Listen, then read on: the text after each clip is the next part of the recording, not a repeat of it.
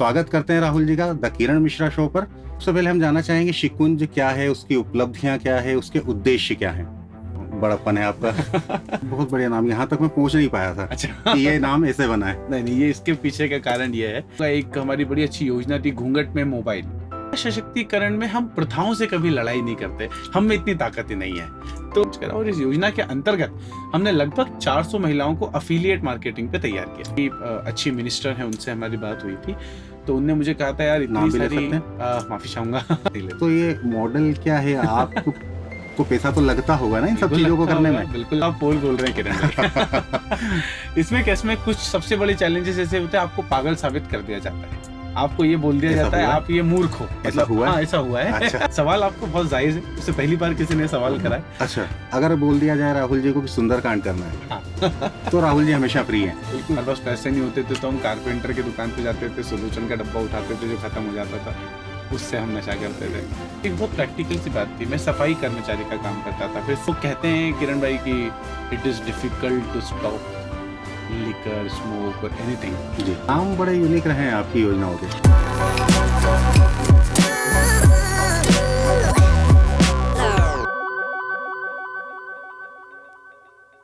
नमस्कार दोस्तों, आज के इस खास एपिसोड में हम बात करने वाले हैं ऐसे व्यक्ति से जिन्होंने अपने काम और सेवाओं से न केवल अपनी अलग पहचान बनाई है, बल्कि बड़े उत्साह और संघर्ष के साथ अपने सपनों को पूरा किया है।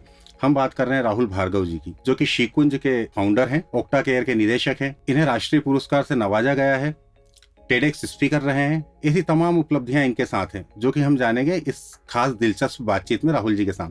तो स्वागत करते हैं राहुल जी का द किरण मिश्रा शो पर। नमस्कार राहुल जी। नमस्कार किरण जी, बहुत बहुत स्वागत है आपका द किरण मिश्रा शो पर। थैंक यू और बहुत धन्यवाद आपको, आपने जो समय निकाला। तो राहुल जी, हम शुरुआत करते हैं शिकुंज से ही। सबसे पहले हम जानना चाहेंगे शिकुंज क्या है, उसकी उपलब्धियां क्या है, उसके उद्देश्य क्या हैं। Okay, first of all I really thanks to you, आपने मुझे थैंक यू सो किया। और मुझे लगता है किरण जी कि ये मेरे लिए सौभाग्य की बात है कि मैं आपके शो पे आज आया हूँ। बड़प्पन है आपका। जब हम शिकुंज की बात करते हैं तो ये दो नाम से मिलकर बना है। इसको संधि विच्छेद करें अगर हम, तो शी और कुंज में आएगा ये। तो शी मतलब एक महिला और कुंज मतलब एक घर। जैसे कि हिंदू संस्कृति में कुंज का मतलब पॉजिटिव प्लेस को कुंज कहा जाता है।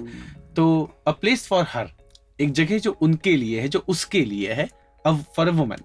तो ऐसे करके शिकुंज जो है हमने नाम बनाया। बहुत बढ़िया नाम, यहाँ तक मैं पूछ नहीं पाया था। अच्छा, कि ये नाम ऐसे बना है। नहीं, ये इसके पीछे का कारण ये है, कई दफा हम नाम को देखते हैं तो हमें लगता है ये यूं ही आ गया होगा, बट उसके पीछे बहुत सारी रिसर्च और कुछ R&D होती है, वो दिख रही, अब समझ में आई है।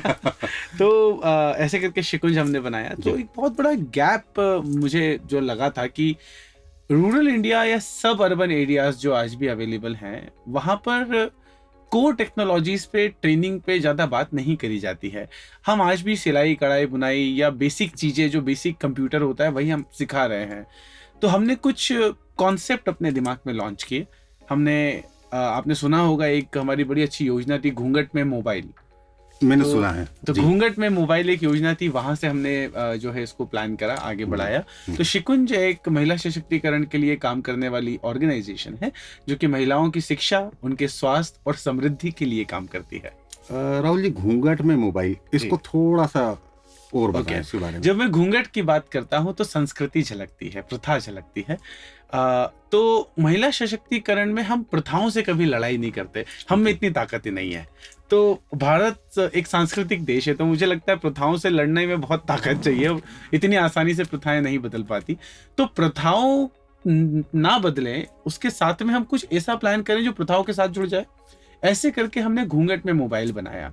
तो घूंघट में मोबाइल क्या था, जो महिलाएं घूंघट में हैं वो फिर भी फोन का इस्तेमाल करती हैं, तो मतलब वो प्रथा में रहते हुए भी मॉडर्नाइज वे में टेक्नोलॉजी का इस्तेमाल कर रही है।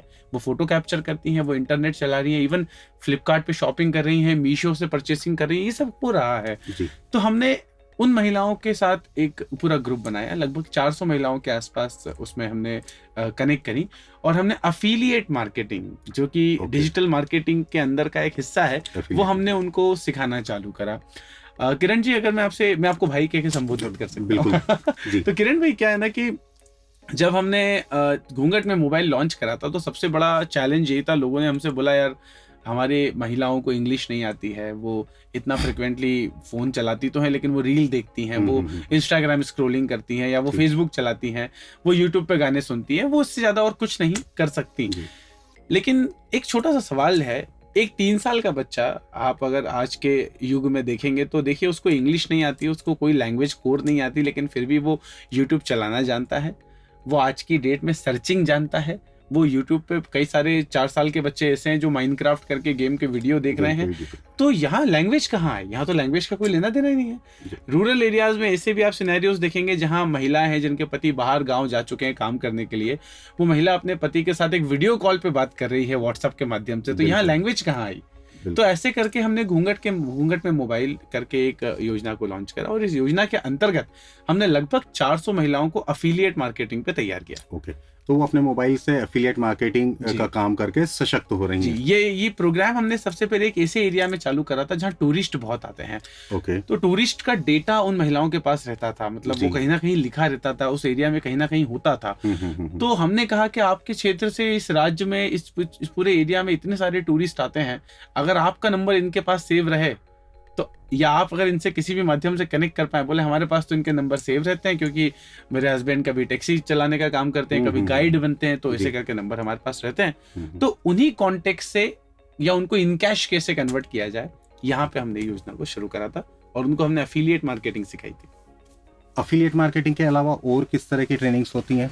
देखिए 3 मोटिव है हमारे। हाँ। शिक्षा, स्वास्थ्य और समृद्धि। शिक्षा के अंदर हम लोग लगभग 20 से ज्यादा कोर्सेज पढ़ा रहे हैं किरण जी, और ये सारे 20 कोर्सेज, मेरा एक छोटा सा कम्युनिकेशन में यहाँ से आपको बताना चाहूंगा। हमारे यहाँ के एक बड़े ही अच्छी मिनिस्टर हैं, उनसे हमारी बात हुई थी, तो उनने मुझे कहा था यार इतनी सारी, माफी चाहूंगा तो वो थोड़ा सा सही नहीं रहेगा। ठीक है। तो उनसे जब मेरी बात चल रही थी तो उनने मुझे कहा कि यार राहुल, इतनी सारी सरकारी योजनाएं हैं, सरकार इतना सब कुछ कर रही है जो कि वास्तविकता में हो रहा है, अब ये नया क्यों ला रहे हो तुम, ये क्यों बिना मतलब एक नया प्रोग्राम लॉन्च कर रहे हो? तो मैंने कहा कि आप जो अभी रूरल में सिखा रहे हैं वो सिलाई, कढ़ाई और बुनाई है। मैं ये चाहता हूँ, मेरी इच्छा यह है, मैंने उनसे एक सवाल करा, मैं आपसे भी एक सवाल करना चाहता हूँ कि इस देश में कंप्यूटर ज्यादा बिकते हैं या सिलाई मशीन ज्यादा बिकती है? अब तो कंप्यूटर बिकते हैं। तो हमने कहा कि आप सिलाई, कढ़ाई, बुनाई सिखाइए, उस पर सशक्त होना भी जरूरी है। मैं उन महिलाओं को एक्सेल पे तैयार कर देता हूँ, डेटा मैनेजमेंट टूल जो होता है एक्सेल। तो मैंने कहा मैं एक्सेल पे तैयार कर देता हूँ, अगर महिलाएं नहीं तो वहां की बालिकाओं को तैयार कर देता हूँ। अगर वो ये सीख लेगी तो वो एक लेबर ना कहलाते हुए किसी हॉस्पिटल में रिसेप्शनिस्ट की नौकरी कर लेगी, या किसी सीए के बैक ऑफिस डेटा एंट्री का काम कर लेगी, या हो सकता है किसी लॉयर का डेटा मैनेज कर लेगी, वो एक प्रोफेशनल वर्कर कहलाएगी। कई सारे रास्ते खुल जाएंगे। तो प्रोफेशनल वर्किंग में आने वाले हमने 20 ऐसे कोर्सेज को इकट्ठा करा जिसमें लैंग्वेज का कोई बैरियर नहीं होता, और उन पे हम उनको पढ़ा रहे हैं। यहाँ पे एक सवाल और वाई वुमेन है मतलब सिर्फ वही क्यों ऐसा, मतलब ये शायद इनकी जरूरत रूरल एरिया में अगर आप बात करते हैं तो बॉयज को भी, लड़कों को भी है। बिल्कुल है। इसमें सबसे बड़ा एक कंसर्न ये है बाहर जाना। आज हम इंदौर में बैठे हुए हैं, आज हम यहाँ से बैठ के बात करें, हमारे पास में एक छोटा सा सवाल मैं आपसे करना चाहता हूँ। आसपास आज हमारे यहाँ रीवा, सतना, दमोह, कटनी, जबलपुर, यहाँ के कई सारे लड़के हैं और पुरुष भी हैं।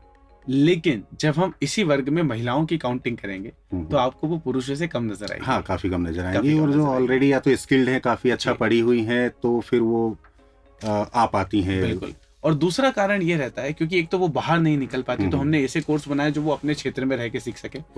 दूसरी सबसे बड़ी बात यह है कि जब एक महिला सशक्त होती है किरण भाई, तो वो ना सिर्फ अपने परिवार को बल्कि अपने समाज को, राष्ट्र को भी सशक्त बनाती है। बड़ी अच्छी। और ये एक सोच के आधार पे हमने सबसे पहले महिला को सशक्त करने का विचार किया।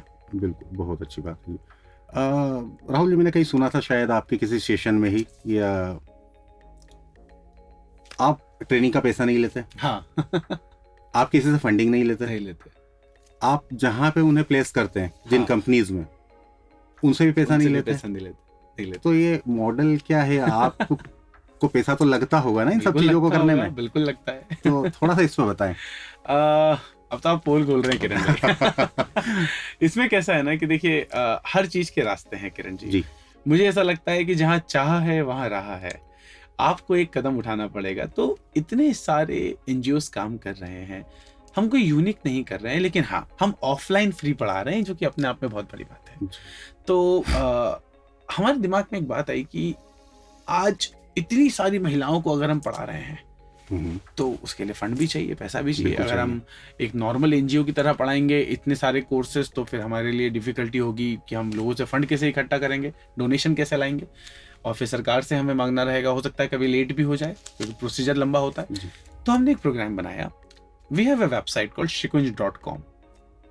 सारी महिलाएं वहां रजिस्टर करती हैं, ठीक है। इवन जो ट्रेनिंग होती है वो भी कहीं ना कहीं उस वेबसाइट से कनेक्टेड होती है। वहां पर जो विजिटर्स आ रहे हैं, आप न्यूज़पेपर जब खरीदते हैं, न्यूज़पेपर की प्रिंट होने की कीमत उतनी नहीं है जितने में आप उसको खरीदते हैं। कॉस्टिंग उसकी मान लीजिए 20 रुपए और उसकी कीमत हमें वो 3 रुपए में ही मिल जाता है। तो ये जो 17 रुपए का अंतर आ रहा है, ये कहाँ आ रहा है? ये 17 रुपए का अंतर के माध्यम से वो आप तक पहुंच रहा है और फिर विज्ञापन डलवा रहा है, और वो विज्ञापन उसकी असली कमाई होती है। यही हमने किया। अच्छा। हमने क्राउड इकट्ठा किया, विजिटर इकट्ठे करे, और विजिटर इकट्ठे करने के साथ साथ उस विजिटर की जिसको जरूरत है उन ब्रांड्स को हमने कनेक्ट करा कि आओ भाई मेरे साथ विज्ञापन करो। मेरे पास आज 7,18,000 महिलाएं रजिस्टर है, बहुत बड़ा क्राउड है, तो आओ मेरे साथ विज्ञापन करो। एक सैनिटरी पैड की कंपनी है, उनको हमने कहा कि आप भाई एबी रोड पे होर्डिंग लगाते हैं, 1 लाख रुपए महीने में होर्डिंग लेते हैं आप। तो मैंने उनसे सवाल किया कि लगभग अगर 40% महिलाएं उस होर्डिंग को देख रही हैं तो आप लाख रुपए का कितना यूटिलाइज कर पा रहे हैं? उन्होंने कहा राहुल भाई 40,000। तो मैंने कहा बेटर ये है कि वो 40,000 रुपया आप मेरे को दो और 100% वुमन विजिटर ले लो। तो आपके पास वही क्राउड नजर आएगा जो आपका एक्चुअली कंज्यूमर है। यहाँ से हमने रेवेन्यू मॉडल चालू किया। बिल्कुल सही तरीका। कई बार सोचा था मैंने कि पूछूंगा आपसे इस चीज के बारे में, और आज समझ में आया। नहीं, थैंक यू। शुरुआत कब की थी शिकुंज की? शिकुंज की शुरुआत 2020 कोविड के टाइम की है। कोई खास कारण? हाँ, इसके पीछे एक कारण है, there is a story behind it. Covid में हमने किरण जी कई परिवारों को देखा जहां पुरुषों का पूरा खात्मा हो गया जी। बेटा भी चला गया, पति भी चला गया, और उस सिचुएशन में, उस परिस्थिति में वो जो महिलाएं थी वो उतनी स्किल्ड नहीं थी जी। तो उनके घर में बहुत समस्याएं, क्योंकि देखिए आज भी भारत में कई सारे लोग ऐसे हैं जिनके पास लाइफ इंश्योरेंस और ऐसी सुविधाएं जो नहीं कर रहे हैं। हाँ। या हो भी तो उनको पता नहीं है। तो आज जब वो पुरुष जो कि प्रधान है उस घर का, जो कमाता है, फिर लेके आता है, फिर परिवार का को चलाने का काम महिला का रहता है, लेकिन जो स्रोत जिसके माध्यम से था वो स्रोत चला गया, वो पति भी चला गया, वो बेटा भी चला गया। ऐसे कई परिवार हमने कोविड में देखे थे। तो वो महिलाएं कमाएंगी कैसे? और इस समाज में रहना, वास्तविकता में आप जानते हैं कि अकेली महिला का समाज में रहना कहीं ना कहीं कठिन होता है। ये फैक्ट है, चाहे हम आज भी है कितनी सशक्तिकरण की बात कर ले, बट ये कठिन है। तो हमने कहा कि अगर वो कमाएगी, इंडिपेंडेंट बन पाएगी शुरू से, हम परिस्थिति का वेट क्यों करें? अगर वो शुरू से सशक्त बनेगी तो हमने पहले उन महिलाओं को एकत्रित किया जिनके साथ ऐसी समस्याएं, ऐसी घटनाएं घटी थी। उनको एकत्रित करने के बाद जब हमने उन्हें वर्क फ्रॉम होम में कमाने की अपॉर्चुनिटी दिलवाई, तो आज वो बिना घर से बाहर जाए महीने के 8-8 हजार रुपए कमा रही है। तो मैं ये कह सकता हूँ एटलीस्ट वो अपने बच्चे का पालन पोषण कर सकती है। जो सरकार कर रही है वो तो अपने आप में बहुत बेहतरीन है, लेकिन हम एक सामाजिक नागरिक होने के नाते क्या कर रहे हैं? शुरुआत में चैलेंज आए होंगे, जैसा आपने अभी बताया कि आप जिनसे मिले थे उनको बताया तो उन्होंने आपको कुछ बताया कि ये तो ऑलरेडी बहुत सारा चल रहा है जी।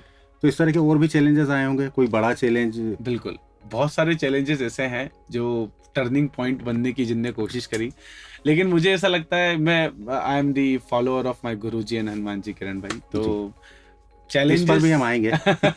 चैलेंजेस जो है वो तो that's a part of the game, ठीक है। चैलेंजेस में कुछ सबसे बड़े चैलेंजेस ऐसे होते हैं, आपको पागल साबित कर दिया जाता है, आपको ये बोल दिया जाता है आप ये मूर्ख हो। मतलब हुआ? हाँ, ऐसा हुआ है। अच्छा। मैं एक बार का एक छोटा सा बताता हूँ। मैं एक जबलपुर के अंदर एक कॉलेज में गया जो कि एक वुमेन कॉलेज है। तो वहाँ की मैंने फैकल्टी मेंबर से बात करी, अब आप नाम मत पूछिएगा। वहाँ की फैकल्टी मेंबर से मैंने बात करी, तो उनसे जब मैंने डिस्कशन करा, उन्होंने बोला हमारे यहाँ की लड़कियां नहीं कर पाएंगी राहुल जी, ये गाँव से आती हैं, उनके गोटे गांव और आसपास कुछ जगह है जहाँ से वो नरसिंहपुर, वहां से लड़कियां, हमारे यहाँ की लड़कियां नहीं कर पाएंगी। तो मैंने अरे आपसे नहीं हो पाया। मैंने कहा मैम मैं दे रहा हूँ ना आपको, क्या मैं आपसे कोई पैसा ले रहा हूँ? नहीं ले रहा हूँ ना, मैं आपसे कुछ, मैं कोई डिटेल्स ही नहीं ले रहा हूँ, मैं तो क्लास लेने आया हूँ, आप पढ़ाइए, मतलब मैं पढ़ाता हूँ, आप भेजिए तो सही। नहीं हो पाएगा। बाद में मुझे पता चला कि आपसी डिस्कशन में पता चला कि उन्होंने ये मुझे कहा था कि यार ये लड़के को इतना इंटरेस्ट क्यों है लड़कियों को पढ़ाने में, कई सारे सवाल। क्योंकि अच्छा। देखिए, आप जब महिला सशक्तिकरण की तरफ जब पुरुष काम करता है तो उंगलियां भी उतनी उठेंगी, तो क्योंकि वर्ग बदल गया, जी, तो फिर हमने कहा कि अब तो इस कॉलेज में ट्रेनिंग देना ही देना है, देना ही है, मतलब ये मैंने सोच चैलेंज लिया हुआ। था। उस समय मैंने उस समय को पॉज कर दिया, लेकिन अभी कुछ समय पहले हमने वहां पे ट्रेनिंग स्टार्ट करी। आप यकीन नहीं मानेंगे किरण भाई, हमने 112 लड़कियों को, लगभग 112, जी। 100 के ऊपर लड़कियां थी क्लासरूम में, एचआर पे तैयार करा, ओके, जिसमें से 8 लड़कियों की इंटर्नशिप लगी।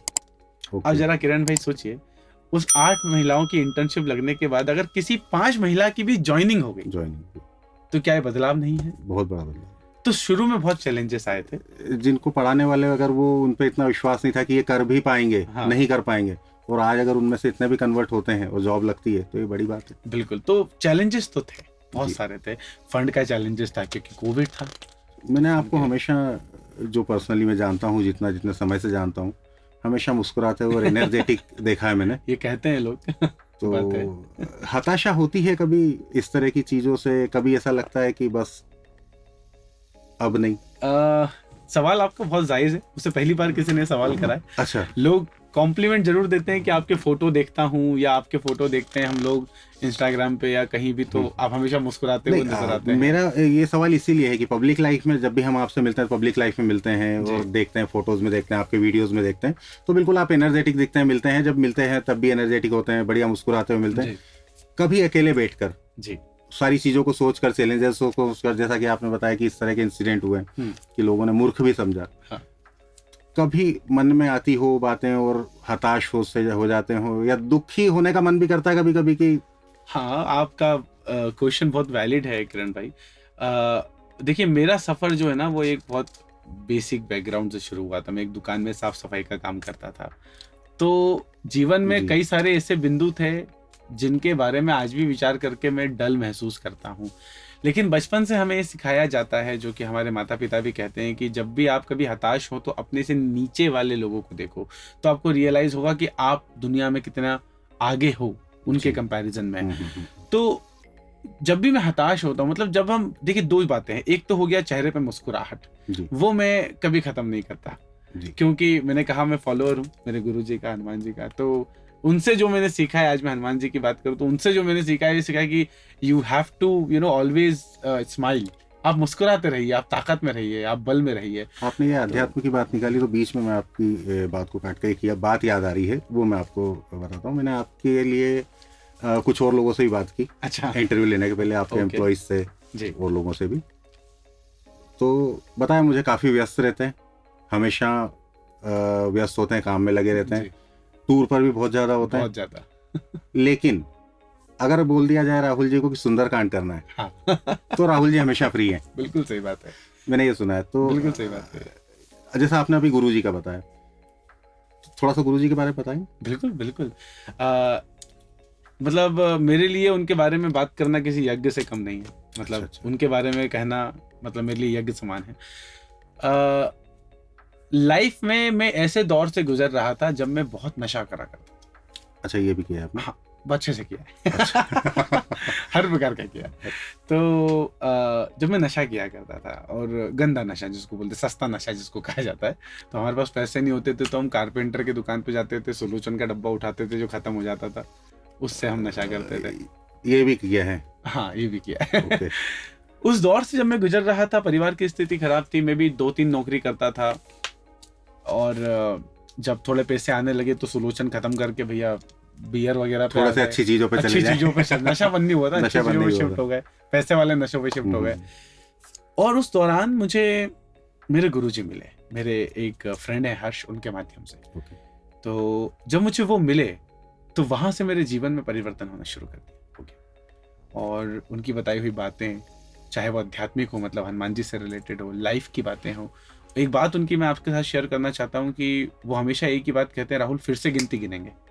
जी। तो आपका जो पॉइंट है ना, आप मुस्कुराते क्यों रहते हैं, तो ये जो आपने अभी सवाल करा था मुझसे, क्योंकि मेरे दिमाग में एक ही बात रहती है जो उन्होंने मुझे कही है कि कुछ भी हो जाएगा, फिर से गिनती फिर से गिनेंगे, शुरू कर लेंगे, फिर से शुरू करेंगे। तो जब आप जीवन में ये सोचते हैं, जब ये विचारधारा मेरे मन में आई, मेरे टीम मेंबर मुझसे हर बार पूछते हैं कि सर आप क्या करें, अरे कर यार, देखेंगे जो होगा, फिर से गिनती गिनेंगे, फिर से शुरू कर लेंगे। मेरे गुरुजी ने मुझे बहुत कुछ जो है सिखाया है, चीज़ें देखी हैं मैंने उनके साथ, मैं अध्यात्म से जुड़ा हूँ, मैं कई ऐसी चीज़ों के, अलौकिक चीज़ों के दर्शन हुए हैं उनके साथ।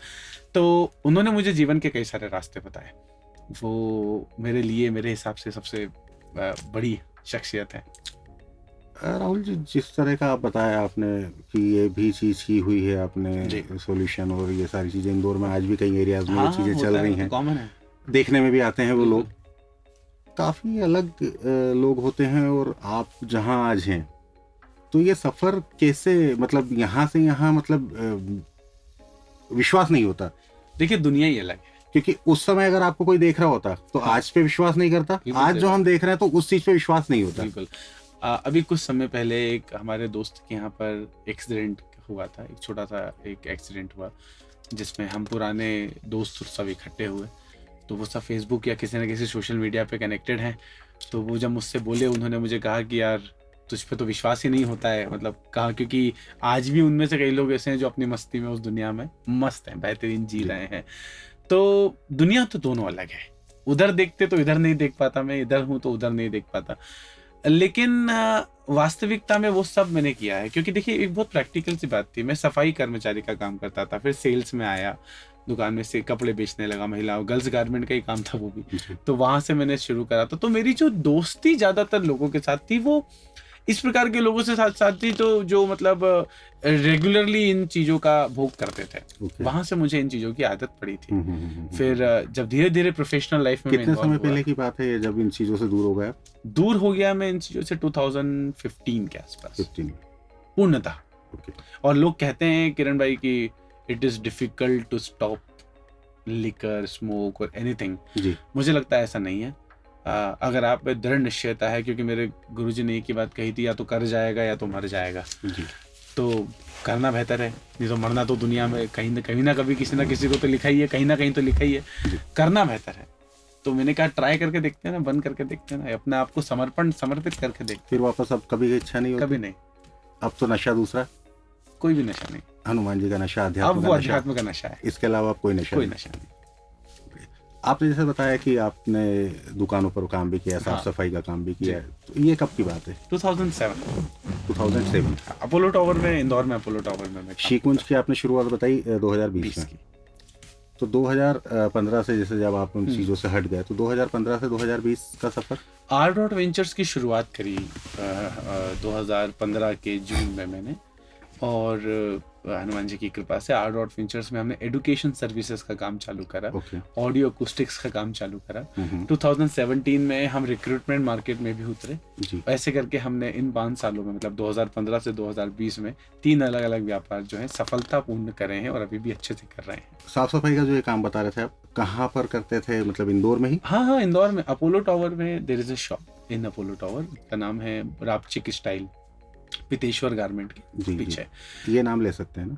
हाँ बिल्कुल ले सकते हैं। मैं तो चाहता हूँ, भरत जो उनके ऑनर हैं, अभी उनसे थोड़े दिन पहले मिला, बड़ा अच्छे खुश हो रहे थे वो। तो वहाँ पर मेरा काम रहता था, सब काउंटर साफ करना, पूरा सब कंप्लीट रखना, जो महिलाएं आती हैं प्रोडक्ट खरीदने, उनको प्रोडक्ट बेचना, क्योंकि उस समय इतना मॉल कल्चर था नहीं, 2007 की बात कर रहे हैं, इतना मॉल कल्चर नहीं होता था, तो वहाँ पर ये काम रहता था। अभी उन दिनों को सोचते हैं तो कैसा लगता है? कुछ क्या भावनाएं, क्या? मेरे लिए तो युग है। एक वो युग था, ये युग अलग है। जो लोग अभी वो काम कर रहे हैं, उनसे जब मिलते हैं, बिल्कुल, जब आज भी हैं, ऐसा नहीं है। अभी थोड़े समय पहले, मैं नाम नहीं ले सकता इस मंच पे, थोड़े समय पहले मैं अपने एक मित्र से मिला, जिनके साथ में 2009 में मैं मोर मेगा स्टोर में काम करता था। उसको उस समय में बहुत बोलता था, यहाँ मज़ा नहीं आता है, इस मॉल के अंदर बेसमेंट में मोर मेगा स्टोर बना हुआ था उस समय। तो कब दिन हो जाता है, कब दोपहर हो जाती, कब रात हो जाती, भाई यार अपन दिन में घुसते हैं, रात को निकलते हैं, क्या जीवन है। तो आज भी मैं उससे मिलता हूँ, वो बहुत नॉमिनल सैलरी में वहाँ काम कर रहा है, तो मैं उससे बोला, भाई क्यों कर रहा है तू? आज भी कर रहा है, वो खुश है वहाँ पर। तो ये मैटर करता है आपको जीवन में किस चीज की भूख है। मुझे तरक्की की भूख थी। आपको किन किन की मदद मिली? किसी की मदद मिली? बिल्कुल, कोई बड़ी मदद जो बताना चाहेंगे यहाँ पर? हाँ बिल्कुल। मैं सबसे पहले तो व्यापार की दुनिया में एंटर करने के लिए मेरे गुरुजी की कृपा से, हनुमान जी की कृपा से, सबसे पहले माँ को मैं बहुत ज़्यादा धन्यवाद देना चाहता हूँ, क्योंकि माँ सबसे पहला प्रेरणा स्रोत होती हैं। बिल्कुल। और जिस दिन मैंने पहली बार, मेरी माँ खाना बना रही थी किचन में और मैं पास में खड़ा हुआ था स्टैंड के, मैंने कहा था मुझे व्यापार करना है। तो यूजुअली घरों में ऐसा होता है कि क्या करेगा करके, तू तो नौकरी कर ले, क्योंकि मैं अपनी फैमिली का एक लौता जो परिस्थिति आप बता रहे हैं वहाँ पे व्यापार करने से डर ही लगता है कि जो है वो भी चला ही जाएगा। नहीं था ना। तो उन्होंने कहा ठीक है तू कर, एक बार ट्राई करके देखते हैं जी। और नहीं तो छत अपनी है ही, तो कुछ नहीं हो पाए, अभी तो तू जवान है, नहीं हो पाए तो वापस घर आ जाना। तो ये जो शब्द था, उन्होंने भी यही कहा कि जीरो से शुरू कर लेंगे। हाँ, तो ये जो शब्द था, ये मेरे लिए बहुत बड़ा था। किसी को ये कहना कि तू ट्राई तो कर। So I started and by the grace of Hanuman ji ये सब हो गया बहुत बेहतरीन तरीके से। 2 राष्ट्रीय पुरस्कार आपको मिले हैं। हाँ, नेशनल, राष्ट्रीय स्तर पर पुरस्कार, राष्ट्रीय स्तर पर, उनके बारे में बताएं। एमएसएमई काउंसिल के जो चेयरमैन है, एमएसएमई प्रमोशन काउंसिल के मुथुरमन जी, उनके माध्यम से अगर आप देखेंगे तो मैंने सोशल मीडिया पे भी वो पिक्चर डाला था। दिल्ली में विज्ञान भवन है जी, और एक स्टूडेंट के लेवल पर और इवन एक वक्ता के लेवल पर वहाँ अंदर घुसना ही मेरे लिए एक सपना था किसी ज़माने में, जो कि संपूर्ण हुआ 2023 में। और जब मैं वहाँ गया तो मुझे मुथुरमन जी द्वारा अवार्ड मिला। उसके अलावा मुझे एक और पुरस्कार वुमेन एम्पावरमेंट के लिए मिला है। तो ये जो राष्ट्रीय स्तर के पुरस्कार हैं, ये मुझे हमारी योजनाओं के लिए मिले हैं। जो यूनिक योजनाएं हमने निकाली, जैसे हमने राजस्थान में योजना निकाली थी मेरी बहन जेकी चैन। मेरी बहन जेकी चैन।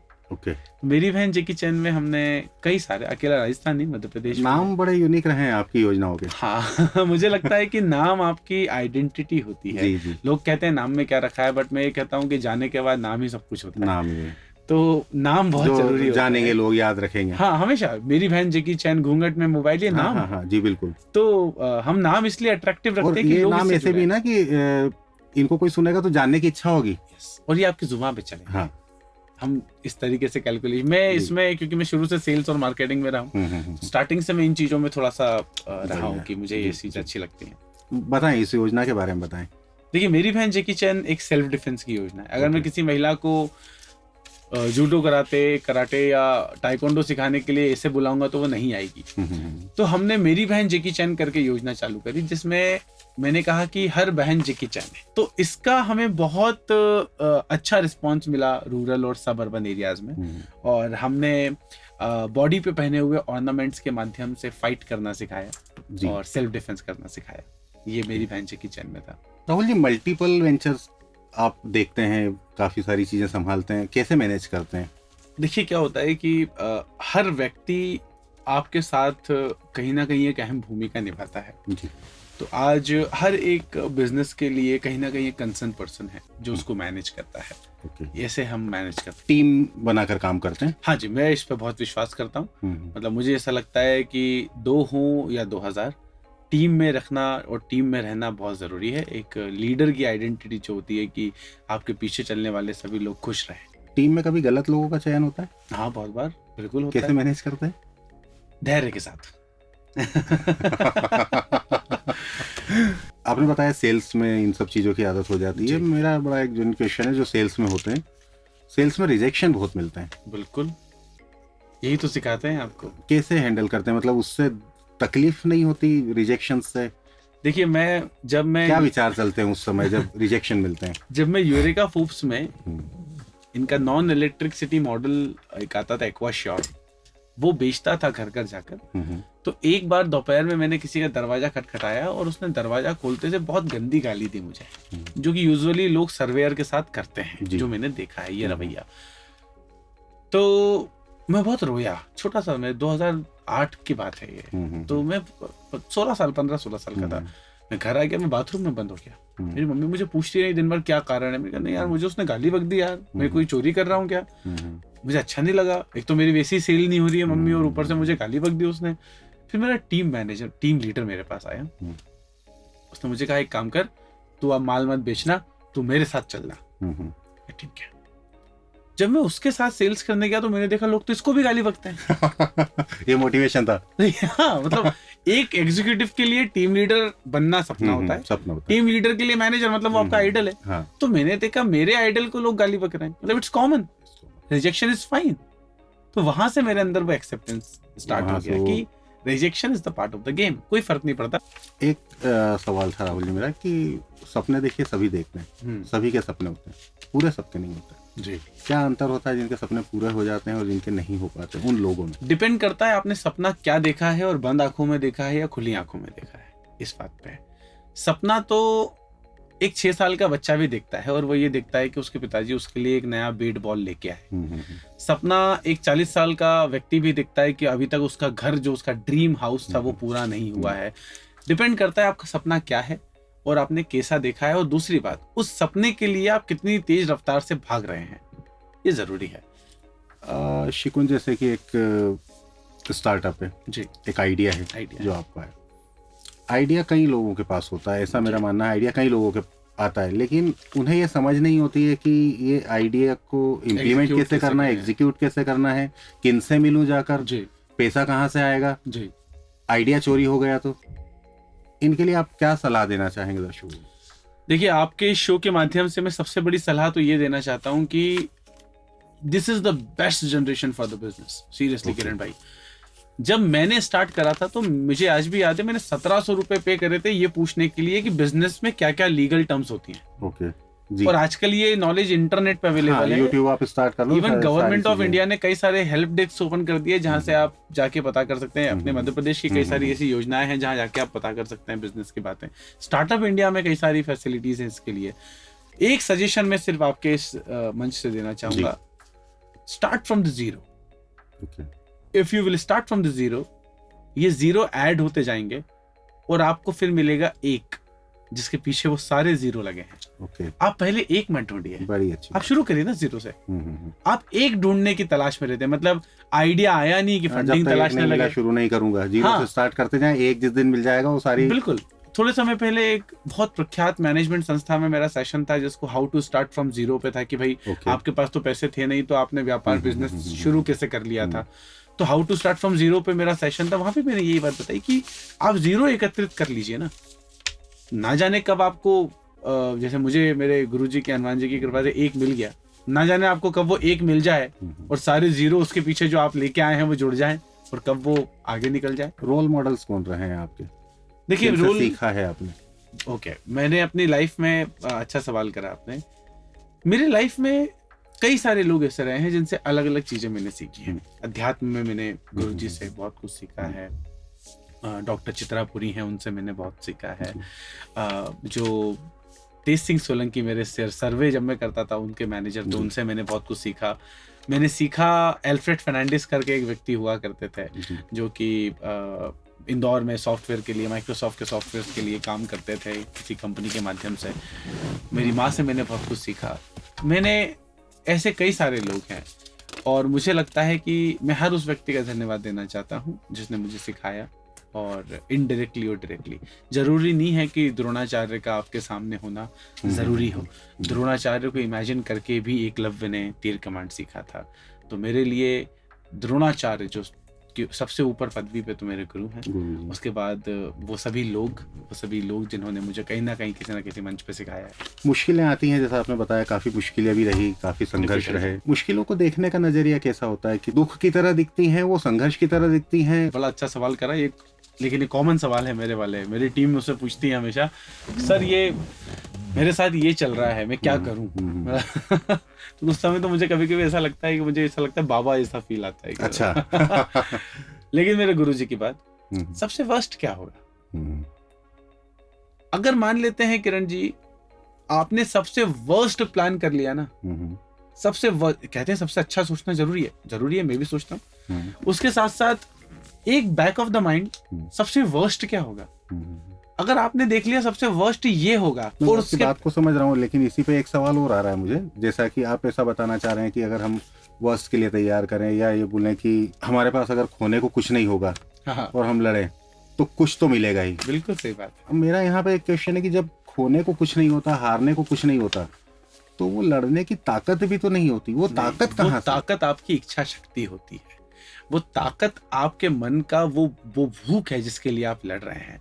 लोग मुझे पहले कहते थे कि राहुल भाई तुम पैसा तो कमा नहीं रहे हो, नामी नाम कमा रहे हो, क्योंकि मुझे भूख नाम की थी। क्योंकि मैं अपने समाज में, अपने परिवार में पिछड़ा हुआ था। लोगों के परिवार के रिश्तेदारों के बच्चे बी कर रहे थे, आईआईटी की क्लासेस कर रहे थे और मैं सोल्यूशन पी रहा था। तो मुझे पैसे की भूख नहीं थी, मुझे पहली भूख नाम की थी। तो मैटर करता है कि आप किस चीज के पीछे दौड़ रहे हैं, आपकी इच्छा शक्ति कितनी प्रबल है। अगर वो इच्छा शक्ति है। नॉलेज को बढ़ाने के लिए क्या करते हैं? मैं रेगुलर पढ़ाई करता हूँ आज भी।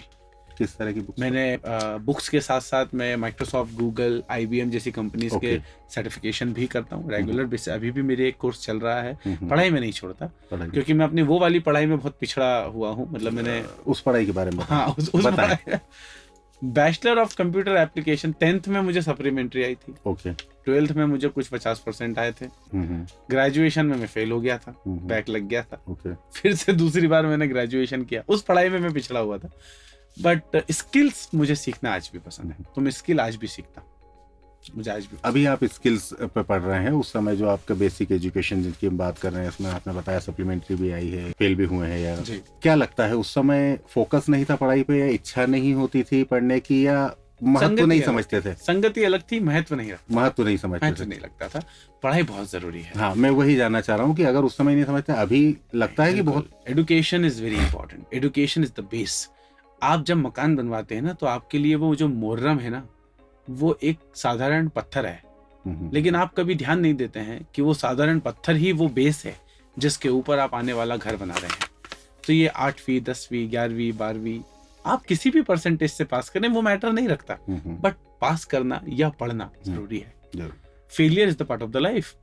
मुझे सप्लीमेंट्री आई तो क्या मैं दुखी हुआ? नहीं, बिल्कुल दुखी नहीं हुआ। मैंने कहा कोई बात नहीं भाई, फिर से ट्राई करते हैं। BCA में फेल हो गया, क्या मुझे दुख हुआ? कोई दुख नहीं हुआ, कोई बात नहीं, फिर से गिनते हैं। तो मुद्दा एक ही था कि करना है।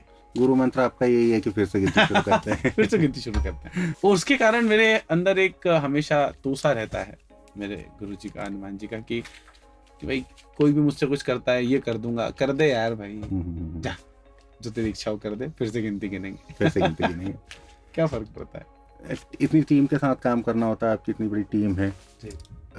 काम खुद से करना आसान है, करवाना आसान है? दोनों में से क्या मुश्किल मानते हैं? करवाना कठिन है, करना तो आसान है, क्योंकि आपको करना है। आप जब गाड़ी चलाते हैं, आपके लिए आसान होता है। आप किसी नए व्यक्ति को स्टीयरिंग पे बिठाते हैं और आप पड़ोस वाली सीट पे बैठते हैं, तो आपके लिए कठिन होता है। बहुत मुश्किल है। तो बिल्कुल कठिन है करवाना, करना आसान है।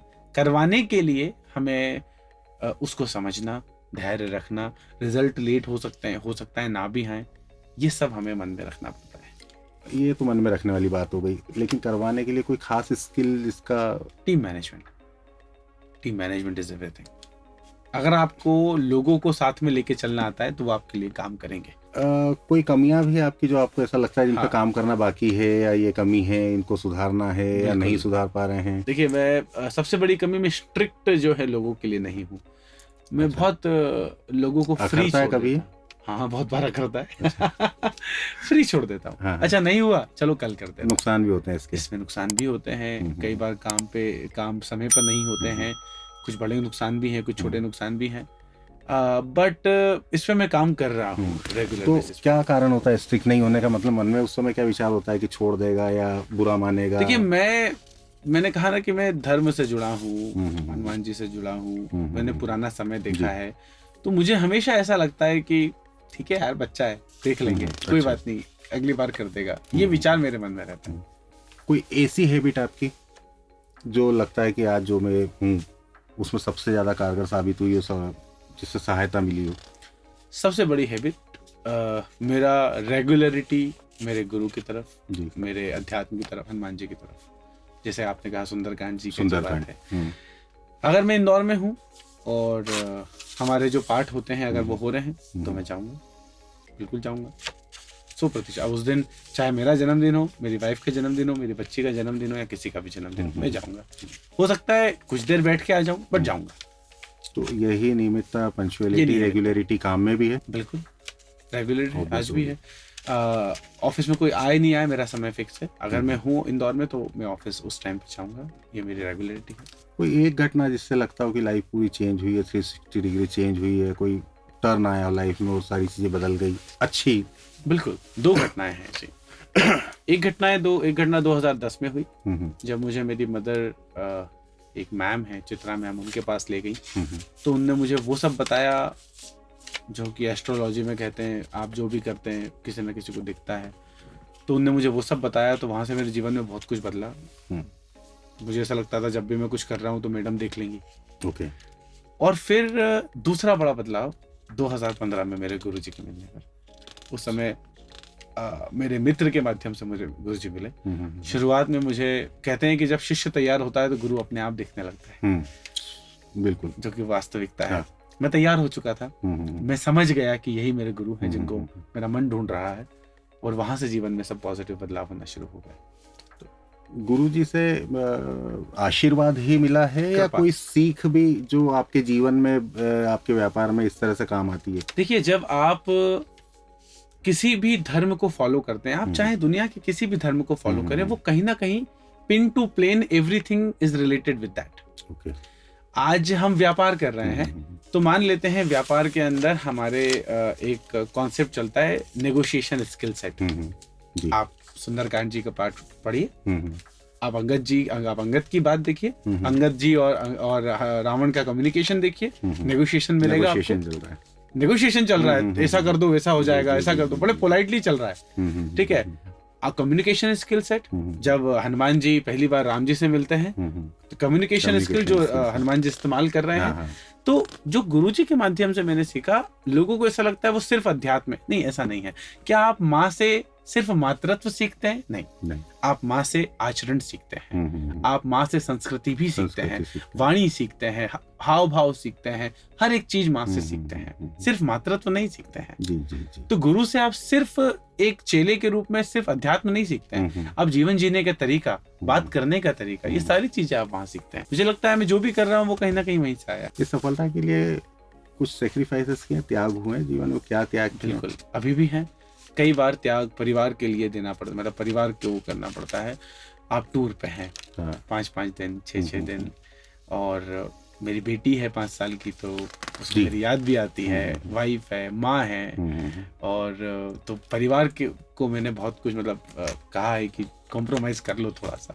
सेहत का सेक्रीफाइस कभी ऐसा कुछ? सेहत का तो मुझे ऐसा लगता है कि सेहत की, देखिए मैं बहुत उस तरफ कॉन्वर्जेशन को शायद ले जा रहा हूँ आपके शो पे, बट सेहत तो मेरी उधर से चलती है। अच्छा, सेहत का तो उधर वो से ध्यान रखेंगे, सेहत का उनका ध्यान रखेंगे, हमारा ध्यान रखना जरूरी है। ऐसा नहीं है मैं रोज पिज्जा बर्गर खा हाँ, नहीं, मतलब मैं ट्रेन के सामने खड़े होके बोलूं कि अब मुझे बचा के दिखाओ, तो वो तो फिर गलत हो जाएगा। वो उधर से है। राहुल जी, काफी समय लिया आपका, चलते चलते 1-2 सवाल और हैं उनमें। एक सवाल ये, लक और हार्डवर्क कैसे देखते हैं इन दोनों को? दोनों का क्या महत्व है जीवन में, सफलता में? देखिए, लक तो जरूरी है जी, लेकिन बिना हार्डवर्क के नहीं आता। ओके, हार्डवर्क तो करना पड़ेगा। राहुल जी, यही था। बहुत बहुत धन्यवाद आपको। और चलते चलते बस ये क्वेश्चन नहीं है जी, हमें तो बड़ा अच्छा लगा आपसे बात करके। मुझे भी मैं जानना चाहूंगा आपको यहाँ आकर कैसा लगा? एक अच्छा अनुभव है, और मुझे लगता है आपने जो शो में मुझसे क्वेश्चंस पूछे हैं बहुत ही प्रैक्टिकल और ग्राउंड रियलिटी के सवाल हैं। धन्यवाद। ज्यादातर पॉडकास्ट जो मैंने देखे हैं जहां मैं जाता हूं वहां पर फंडिंग, स्टार्टअप, वो भी अपनी जगह पर जरूरी है, वो भी हो रहे हैं, अच्छी बात है। लेकिन ये जो आपने सवाल करे हैं, शायद ये मेरे लाइफ में पहले ग्राउंड रियलिटी के क्वेश्चंस हैं, ग्राउंड रियलिटी हैं। तो आपने, I really thanks to you for the invitation. धन्यवाद। एंड आने वाले भविष्य में जो भी लगेगा आपके शो के लिए, वी आर ऑलवेज अवेलेबल। बड़ा धन्यवाद। दर्शकों को कुछ कहना चाहेंगे? बिल्कुल, मैं ये कहना चाहूंगा कि जब हम द किरण मिश्रा शो की बात करते हैं, तो ये एक ऐसा शो मुझे लगा पर्सनली जहां आप आकर अपने मन के विचार व्यक्त कर सकते हैं, ना सिर्फ व्यापार, ना प्यार, बल्कि आप ईश्वर की भी बात कर सकते हैं। और आई रियली थैंक्स टू किरण मिश्रा जी, आपने इस शो को लॉन्च करा, और निरंतर आप प्रगति करें, ये मेरी कामना है। मैं अपने शो में परंपरा रखूंगा कि मैं दर्शकों को नहीं बोलूंगा कि ये करना है, वो करना है, वो करना है। मैं चाहूंगा कि आप एक बार बोल दीजिए। तो द किरण मिश्रा शो का जो चैनल है यूट्यूब पे, आप सब सब्सक्राइब करें, और इंस्टाग्राम पे द किरण मिश्रा और किरण मिश्रा जी को फॉलो जरूर करें। आने वाले समय में जितने भी वक्ता यहाँ पर आएंगे, मैं उम्मीद करता हूँ आपको उनसे कुछ सीखने को जरूर मिलेगा। बहुत बहुत बहुत धन्यवाद राहुल जी, बहुत धन्यवाद। Thank you so much Kiran ji.